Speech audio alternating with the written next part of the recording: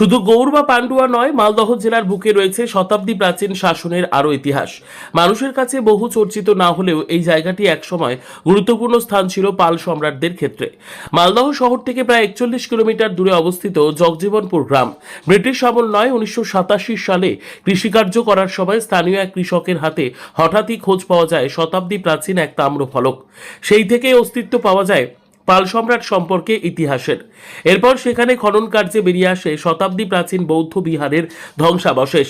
ইতিহাসবিদ কৃষ্ণমোহন মণ্ডল জানান, তাম্রফলকের লেখায় জানা যায় বজ্রদেবের অনুরোধে সম্রাট মহেন্দ্র পাল বৌদ্ধ ভিক্ষুদের এই জমি দান করেছিলেন।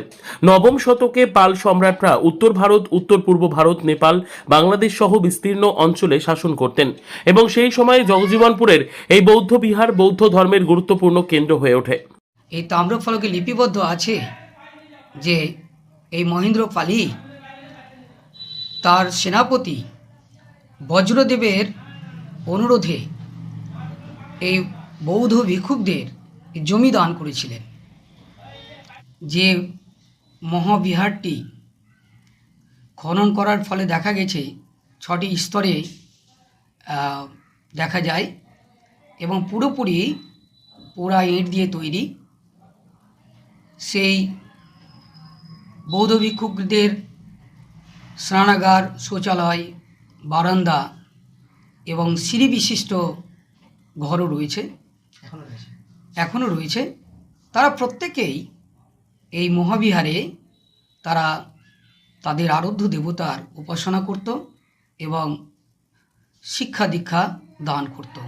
তাম্রফলকটি উদ্ধার করেন এলাকার বাসিন্দা জগদীশ গাইন। তিনি জানান, 1987 সালের 13ই মার্চ কৃষিকাজ করার সময় তার হাতে আসে প্রায় 11 কিলোগ্রাম 800 গ্রাম ওজনের ওই তাম্রফলক।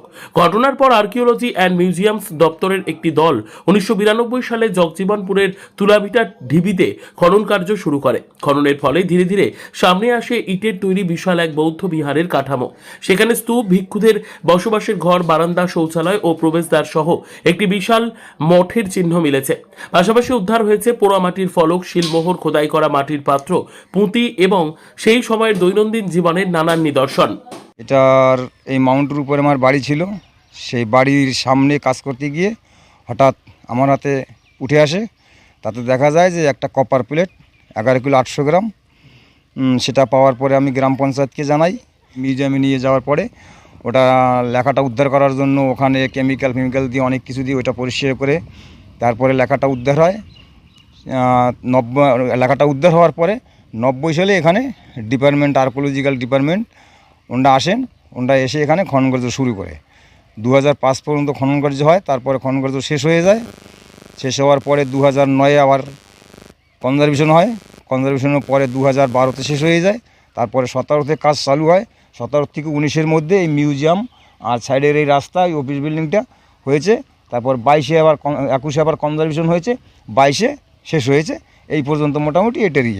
আর এটা হচ্ছে নবম দশম শতাব্দীর পাল যুগের মহেন্দ্র পাল, ধর্মপাল, দেবপাল, গোপাল, এদের মধ্যেই মহেন্দ্রদেব পাল বলে এক রাজা ছিল। ওনার রাজত্বকালটা কোনো ইতিহাসে নেই, কিন্তু দেবপাল, সুরপাল, গোপাল, ধর্মপাল এদের নাম আছে, কিন্তু মহেন্দ্রদেব পালের নাম একমাত্র এই কভার প্লেট থেকেই জানা গেছে। ওনার রাজত্বকালে উনি এই জায়গাটা তৈরি করে বুদ্ধিস্ট যারা তাদের দান করে দেয়। সেই দান হিসেবে এখানে একটা দানপত্র পাওয়া গেছিলো 1927 সালে 13ই মার্চ। সেটা আমিই পেয়েছিলাম।